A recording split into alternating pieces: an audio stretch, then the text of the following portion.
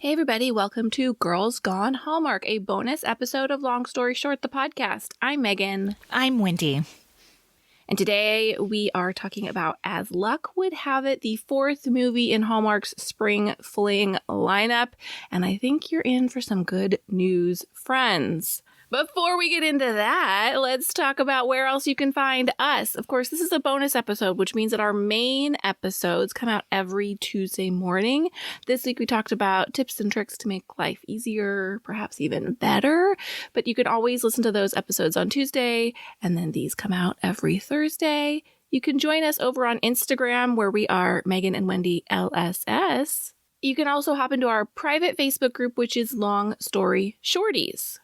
You can also email the show at meganandwendy@gmail.com. We love to read your emails. We love to hear if you're watching the Hallmark movies and what you thought about them, if you agree with our reviews and all that stuff. So email us at meganandwendy@gmail.com. And we've heard from several of you that you listen to these Hallmark episodes in spite of not watching Hallmark movies. So if that's you, thank you so much for being here just for us. We have an email to read, and it is a response to our episode on Kid 90, which was the Soleil Moon Frye documentary that we did as a bonus episode when Hallmark had a bye week. And it's from Karen, who says, "Hi ladies, I love your show and just had to stop in the middle of the Kid 90 episode to write you with my memories of how Punky Brewster started. I was a big fan of Punky growing up and was about the same age as her. I definitely watched all the episodes, including re-watching in syndication. I haven't seen the show in over 30 years, but I'm planning to watch the original soon with my 10-year-old daughter. Anyway, my recollection is that Punky's mother abandoned her in a supermarket. I don't remember her carrying people's groceries for tips. Reader's note. That did happen." Back to the email. "However, she was not living in an orphanage, but rather sneaking into an empty apartment by climbing through the window. She was discovered there, which eventually led to her adoption by Henry Warnemont, who also lived in the apartment building." I guess I'm hazy on the specifics, but I do remember those details. Now, if you do not want to go back and watch the origins of Punky Brewster, but you are curious about all the details about how the first few episodes started and Punky and Henry's origin story, we would recommend the podcast that is run by our friends that is called the Untitled Gen X podcast, and they do a recap of those first 3 episodes in addition to talking about the reboot. So they have done the work for you. Have you watched the reboot of that show yet? I have not, because it is on Peacock Premium or whatever the paid version of Peacock is, and I am a crabby old man when it comes to the fact that there are too many streaming services. All right. Well, I have it, so maybe I will give it a watch. I'm just curious. Right. And I also want to see the Saved by the Bell reboot, which is also under the same Peacock banner. That I'm not that excited to watch. I know you're a big Saved by the Bell fan, so. I was once upon a time. Yeah. So let's jump into One Perfect Wedding. Wendy, do you have a... No, that's not what we're doing. We're doing As Luck Would Have It. Let's jump into As Luck Would Have It. Wendy, do you have a synopsis? I do, yes. Lindsay travels to Ireland to acquire land that is perfect for a resort. She decides to enter the town's matchmaking festival to prove her investment and win over a handsome local. Starring JoAnna, Garcia, Swisher, and Alan Leech. Yeah. Let's do news and notes. Okay, news and notes. The only one I have 2, actually. This was filmed in early 2021. Mm-hmm. And the other is they filmed at Howth Castle, not far from Dublin.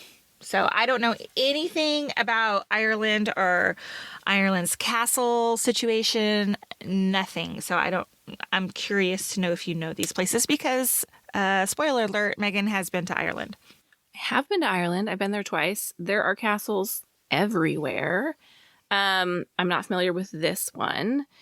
This was JoAnna Garcia Swisher's first Hallmark movie, and she said that her grandmother is a big fan, and she had always said, "I really want to see you in one of these." And according to JoAnna, she was like, I'll do it for you, Grandma. And then like 2 weeks later, she was sent a script for review and she took the job. So she was cast first and then Alan was cast after that. And according to her, she was asked who she saw as the perfect Brennan. And he was already kind of in the mix because he is Irish. And they are real life friends, JoAnna and Alan. Oh. So yeah, so that was fun. And did you watch any of the little interview moments that happened at the commercial breaks? Yes, I did. I loved those. I wish they would do them for every movie. I agree. I really loved those too. And I think you could like feel their friendship come through in those moments. Even if they hadn't been friends before that, you could tell that they were on the set. But they were close friends prior to the filming of this movie. So I liked that little bit of information. Is Alan Leech, has he done Hallmark movies before? Do you know? I don't believe so. He's best known for playing Tom Branson in Downton Abbey, the chauffeur who scandalously falls in love with one of the sisters.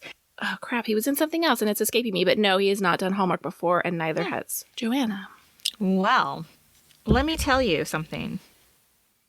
I've got a huge girl crush now on JoAnna Garcia Swisher. I love her. I've always been a big fan of her. Since her Reba days. So I remember her from Reba. I was not like a avid Reba watcher, but I do remember her from Reba. And she was at that time just JoAnna Garcia, correct? And then I know she was in, I don't know if it's a Netflix show or a Hulu show or what it is. Is it Sweet Magnolias? That came out last year? It's a Netflix show, yes. Okay. And I think I watched like 1 or 2 episodes and wasn't really into it, but now I think I'm going to revisit because I find her so, I can't put my finger on it. Likeable, like easy she's to just so relate to me. She was in Once Upon a Time. Oh my God, Ariel. was she really? She was. She played Ariel, but I just enjoy her. I agree that she's very likable and pleasant to watch. And Sweet Magnolias, now that you're like kind of in the Hallmark movie world, it kind of has that Hallmark feel to it. It's based on a series of books, but it's perhaps a little bit grittier. Oh, okay. I like gritty, so yeah, it's not dark, but it is definitely like Hallmark Plus. I will give you an update because if there was only 1 season of the Sweet Magnolias, I'm sure I could knock it out by the weekend. So next week, there was only one, and there's another one coming back. And good. Her love interest in Sweet Magnolias is, I would suggest you watch it. Okay, it's great. All right. I'll turn it on today. That is it for news and notes for me. So let's go to first impressions. I want to hear yours first. This is the best movie of 2021. Agree. I love this movie so much. Now, let me tell you, for me, I usually record these movies Saturday night when they premiere, and then I'll watch it on Sunday, sometimes Monday morning before we record. This particular Saturday night, I was like, okay, I'm going to turn it on and watch it because I have been looking forward to this one all of Spring Fling. And I watched the entire movie Saturday night after 10 o'clock, mind you. I didn't fall asleep, which I typically do. And I fast forward through every commercial because I was so excited to see what was going to happen next. I loved this movie top to bottom. I agree. I also loved it. I loved everything about it. And I think you'll see in some of the comments I have to make that this really stood apart from the other movies for me in so many ways. I loved it. Yeah, me too. Wendy and I even speculated that maybe this movie wasn't originally supposed to be a Hallmark movie, that Hallmark bought it. I don't know, guys, but it's a standout. Who can give us that information? Like, where would that information be? Like, I was wondering if IMDb would have that, but maybe not. And this is why I say this, because it features 2 very well-known actors, right? People who are outside of the Hallmark sphere. It's shot on location, not in Canada. And it didn't fall into the the Hallmark template. So it just felt like a different production movie. I don't know.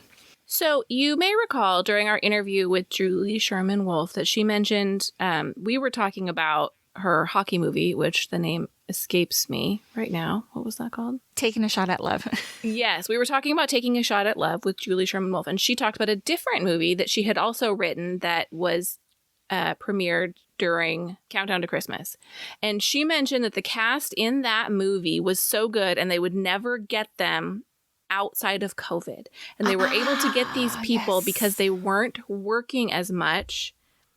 Broadway was shut down. A lot of production was shut down. So they were able to get actors that they might not normally have been able to get for the filming of a Hallmark movie. And so perhaps we got a little bit of that happening here as well. That's very fair. I think that could definitely be a reason. But then explain to me Ireland. Like, with COVID and everything, I would think that, like, oh, let's go shoot in Ireland. Like, that seems really... We also had what were the love movies called? Love Ever After? Yes, we had a movie in the Love Ever After series that was filmed in Europe as well. So perhaps that's right.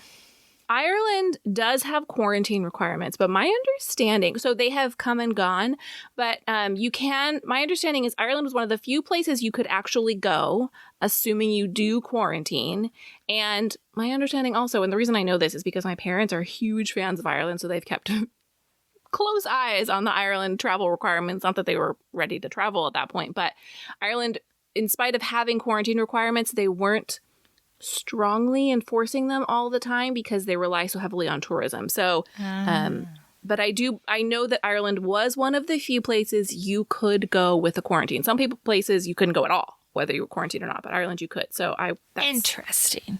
That's the answer to that question. Very interesting. Okay. What did you like about this movie? While I was preparing for this podcast, I was writing down like the things I liked about it, and it's hard to pinpoint. Like, yes, I loved that it was filmed in Ireland and it was so beautiful. And there has been very few movies, with the exception of the ones that were filmed in Banff.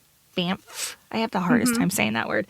But this one like made me want to go there. Like it churned some sort of like feelings in me that was like, this has to be one of my like bucket list travel locations. It has to be. It's such a special place. It's so beautiful. But like when I think about like Ireland, I go, what's there to do there? Like, I have no idea. Like, I mean, it's just beautiful. It's a lot of sightseeing, I mean, it's sightseeing. It's historical. Yeah. So kind of, I think that's a lot of Europe, right? It's a lot of historical sightseeing.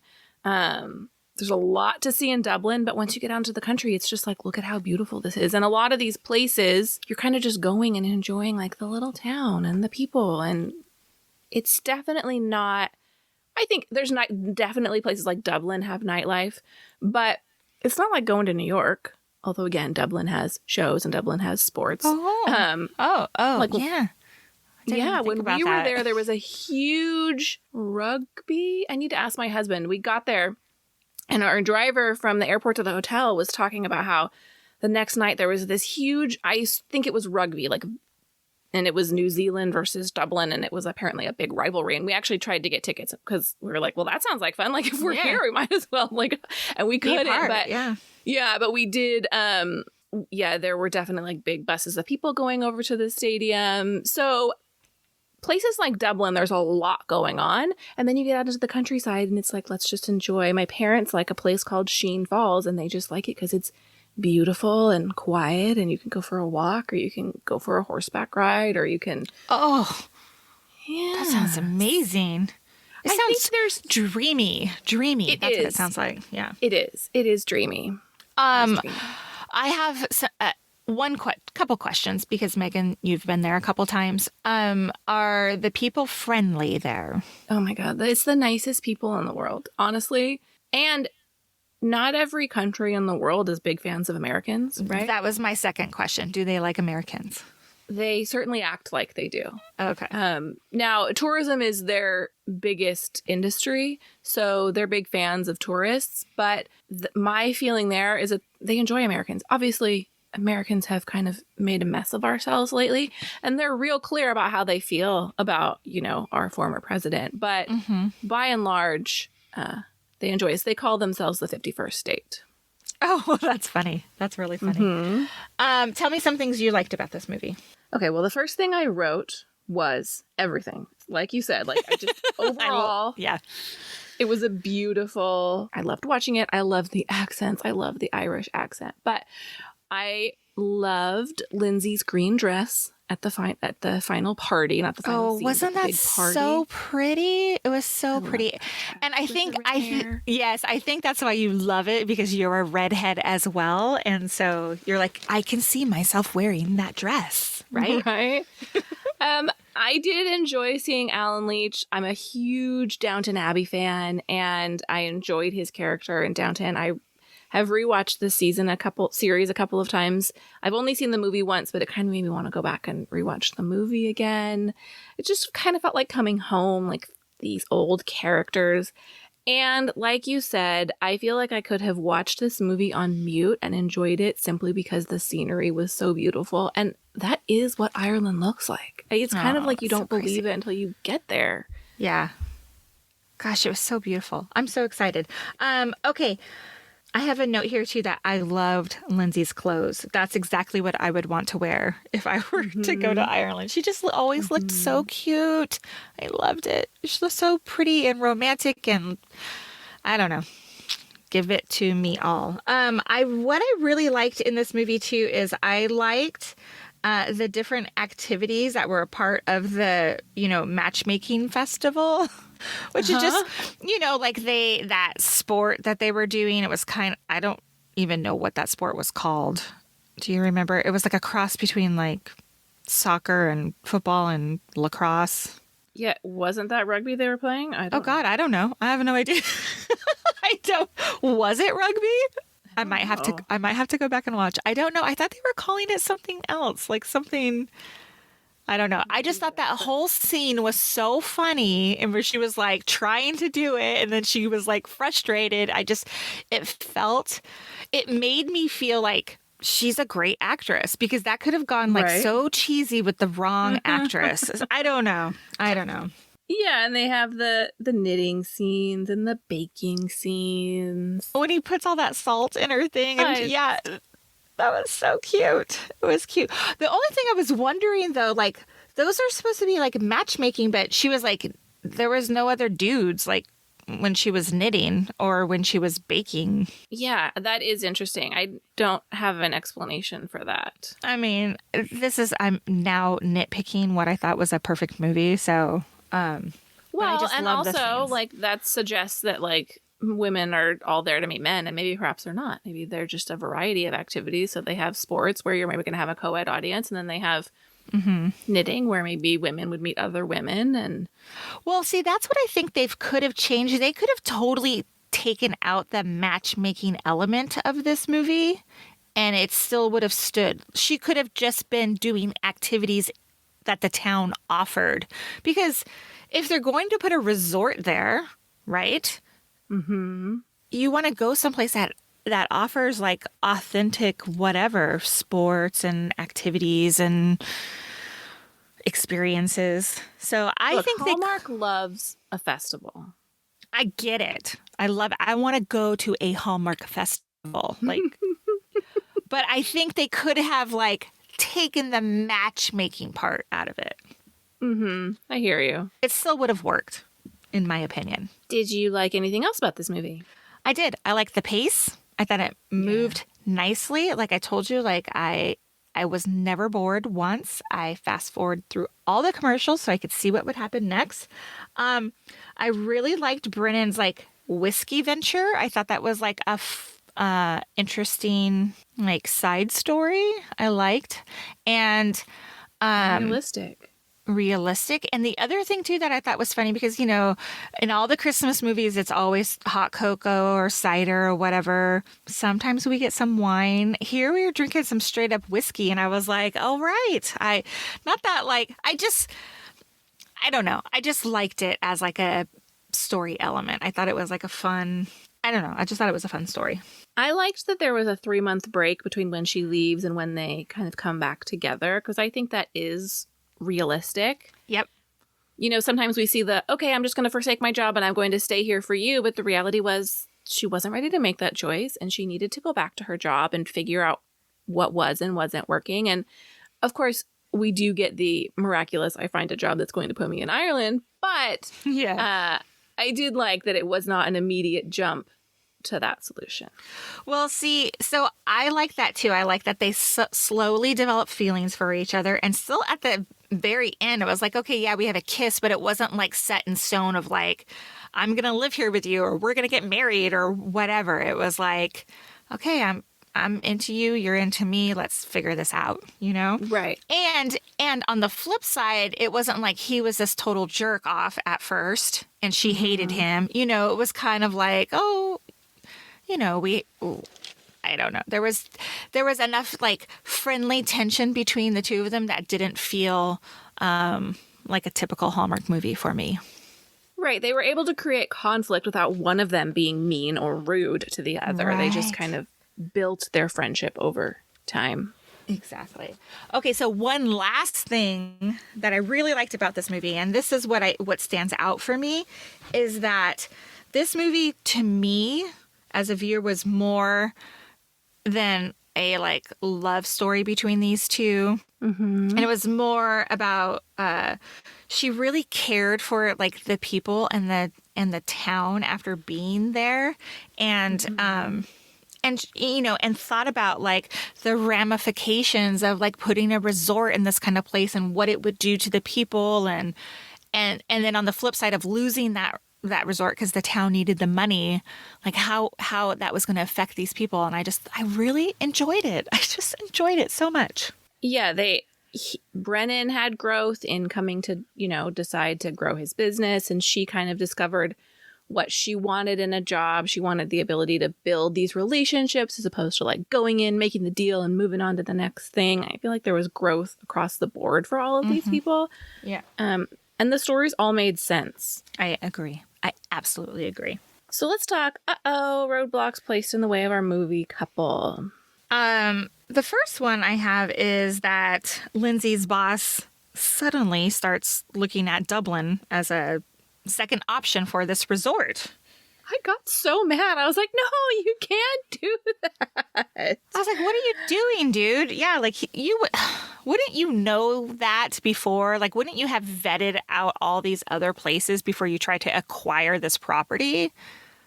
Right. You've gone in and you've kind of made these promises and then you're going to back out. I could feel like the churning anxiety for her when that happened, because if I were in that position, I'd be like, I've made all of these promises to these people and now he's going to come in and pull out of the deal. And even though it wasn't her choice personally, I was thinking how guilty I would feel in Oh my moment. gosh. Yes, because she's like personally invested in these people's lives. Right. You know, she cares about them, or I don't know. I mean, I guess as much as you can care about somebody, was she there like a week or whatever? But, Right. But still, you know, it's like maybe she like fell in love with the place and the people there, and now she was going to feel really guilty if like the deal fell apart. Yeah, I have, Alan doesn't trust Lindsay's intentions. She has to earn his trust that she's in it for the good of the town. And I'm not sure that when she arrives, she necessarily is in it for the good of the town, right? Right. She's in it to make the deal, and then she kind of grows to love the people and the town and to want to make choices that are going to be mutually beneficial. Exactly. I have, Lindsay takes it upon herself to do something about the distillery. But was that ever explained? I don't remember. Why he was so hesitant? Yeah.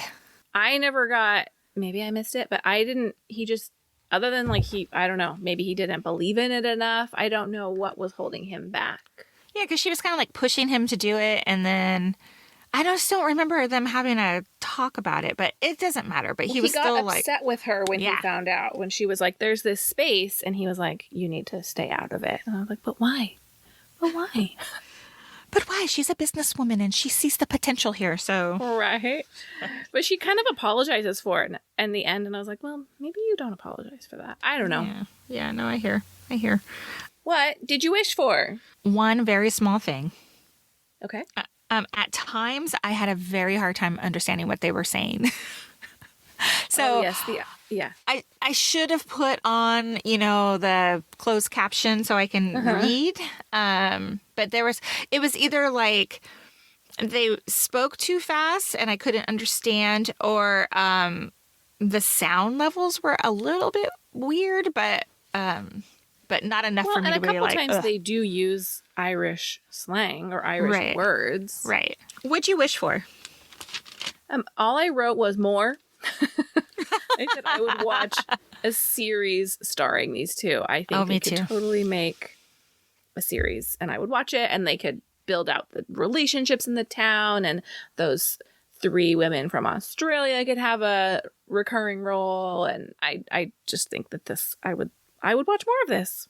I mean, this could be the next When Calls the Heart, right? Right. Like, don't you think? It could be like a series each season. 100%. Yes. I love it.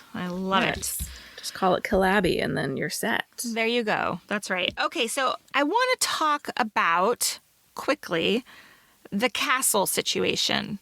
Megan, you've been to Ireland several times. And have you stayed in a castle resort type place before? So I've been there twice. The first time was on a cruise in my early 20s with my mother, so we didn't stay anywhere. And then the second time was 2 years ago. We went with my family and my parents, and part of the time we stayed in Adair Manor, which is a manor house that looks like a castle. And I looked up the difference because I was like, what's the difference? And the only difference between a manor house and a castle is that a castle is built for defense, but a manor, otherwise they're essentially the same concept. So Adair Manor, it's in County Limerick, and it was once the home of a former earl and is now a very nice hotel. And from the outside, it looks like a beautiful castle. And on the inside, it feels like a luxury hotel. Mm-hmm. So the rooms, you're not like, I'm in a tiny room with a little like tiny U-shaped window, right? Like you're in a beautiful hotel room. But from the outside, it looks like a castle. And there are parts of it you're walking through the outdoor spaces and you feel like you're in a castle. So I think she was on the right track here trying to create this combination castle hotel situation. Right? That's why I wanted to ask you about that, because I thought this is not a totally foreign concept. Like that would totally draw tourism to stay in like what was once a castle, but now it has the luxuries of like great travel, great hotel, great resort. I would go there. I would absolutely go there. 100%. I mean, Adair Manor at one point was voted like the nicest hotel in the world. Mm-hmm. And look, a Four Seasons is great, right? But if you're going to be in the middle of this huge rolling green space, do you just want another attractive hotel building, or do you want something that speaks to the history of the place that you're in? I mean, I feel like it's kind of an obvious sell. I do think his choice of Dublin for the kind of hotel that they wanted to build makes sense, because Dublin's a city. It has a lot of, it mixes kind of like the modern and a lot of the history. So you could build a brand new structure in Dublin and be successful. But in the fake town of Collabby, in County Limerick, we'll post pictures of Adair Manor, you kind of want to build on the history. Yeah, I agree. So would you...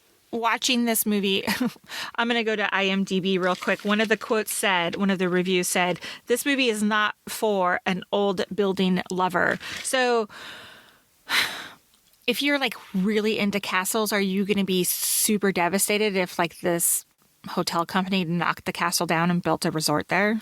Yeah, and I don't think it fits. Like it doesn't fit the town. Like a brand new modern building doesn't fit. And I would, especially as, someone who lives in the town, doesn't want this why huge... do I want to go there? I can get a Marriott anywhere. Make it special. Did you guys tour any other castles while you were in Ireland? No, the only like old castle I've been in is in, other than Adair Manor, is in Scotland, Castle Caernarfon, which we will link to, and that's like kind of like crumbling, looks like the kind of castle that was fortified against like defense. Like you'd have the cannons. They actually probably didn't have cannons, like arrow spaces at the top. I don't think we went into other castles in Ireland. So it's funny because like that doesn't really like appeal to me much. Like maybe one castle would be fine and like great, but like I don't have any like desire to like go tour a bunch of castles. Right. But I feel like that's like what you do when you go to Ireland or Scotland or wherever. Like you have to go see that stuff. Well, I mean, you should see one. Yeah. What's funny about Adair Manor is there are some like kind of old crumbly castle buildings scattered throughout. I know we have pictures somewhere. I find it interesting, but again, I wouldn't necessarily want to spend a whole trip looking at castles. Yeah, I think you seen one, you seen them all, maybe? Right. I don't know. I'm a jerk. Sorry. All right, let's move on to Did You See That? Do you have any? I have a couple. Okay, so this was the area in which my notes are a little bit different than typical movies, because here is kind of where we get into the goofiness of Hallmark movies, where we get into those like, okay, that was a little silly, right?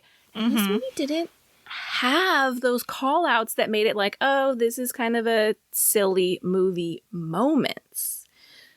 So my Did You See That's are a little bit different. One is the moment when Lindsay is on the steps at the castle where she's just gotten the bad news from her boss and Brendan kind of walks away and leaves her alone and the camera pulls back and the fireworks are behind her. And I was like, this is a whole moment. I loved, like, I got emotional in that. Oh, moment. God, really? You did? I didn't cry, but I was like, I like this big moment for her. Of course, I know the fireworks are, fake, but I enjoyed that moment for her. That's my note. I was like, what's with the digital fireworks? It was totally unnecessary to the story. I just didn't get it. Yeah, other than they had talked about that they were going to have them. And I think it was kind of like it was supposed to be a big celebration and the fireworks are happening and she is not celebrating. So I think it's kind of the counterpoint to her mood. Okay, fair. But I think that they were not necessary. But go ahead. I only had one more. And that is, there's a moment when Brennan comes to Lindsay's room and she's not expecting it to be him. She's like, I don't need another cookie. I don't remember what she says. And she opens it and he's there and he looks at her. And I was like, he loves her. Like in that moment, it was a total swoon-worthy moment. I was like, they're going to kiss right now. So that's funny that you mentioned this because you know me, I always want like hot chemistry between the two. And I thought there was a lot of chemistry between these two. Like it just felt natural though. It wasn't like a forced, I don't know if it was just because they have a personal friendship outside of movie making or they're great actors or what, but I've very much bought into their like feelings for each other. I agree. You never saw the O'Brien sign on the bar? Oh my gosh. Yes, how it looked a brand freaking new. It looked over the digital. I thought it looked digital. I agree. I thought it looked digital like too. Somebody made that in Photoshop or something. What was going on with that? Well, why couldn't they just use whatever sign was there? Unless it said like, something. Joe's dry cleaning. Right? Yeah, exactly. I did notice it. It stood out. Yes. Yeah. Do you have anything else from this section? I do. The scene when they're about to kiss, kind of mid-movie, I thought it was different. It just looked different than like other Hallmark movies. I don't know what it was. Did you see this? Do you remember it? I remember the scene and then they're interrupted. Yeah, I don't know. It was just like the way that it was shot or something. It was just kind of weird. I don't know. It was weird, but that was maybe just me. One last thing. I don't know if you noticed it. The last couple Spring Fling movies, I've been real hyped because they have a popular song included I did not notice. at the very top of this movie featured Gwen Stefani's new song, Slow Clap. Slow Clap. Didn't notice that. That's exciting. I knew it was a Gwen Stefani song. I had to Shazam it this morning because I didn't know the name of it. But I was like, hey, look at that budget. I don't know. They've been stepping up the music budget lately. I agree. Yeah, it's not just like stock music. Yeah. Okay, friend. What did you rate this movie? 4 stars. Yes, me too. Yeah. This is one that I would absolutely watch again. I would throw it on. It was just, I loved it. And I like that it doesn't fit in a specific box of like a holiday or a certain time of year, because I feel like this is one that they could show over and over and over. Yes, I agree. It could be replayed anytime, which I think will be to its advantage. Also, it's great. So that's also to its advantage. Okay. Yes. Next week is the final Spring Fling movie right in front of me, which was written by Julie Sherman-Wolfe, who is an absolute delight. And if you haven't heard our interview with her, the link will be in our show notes, which you can find at meganandwendy.com/podcast.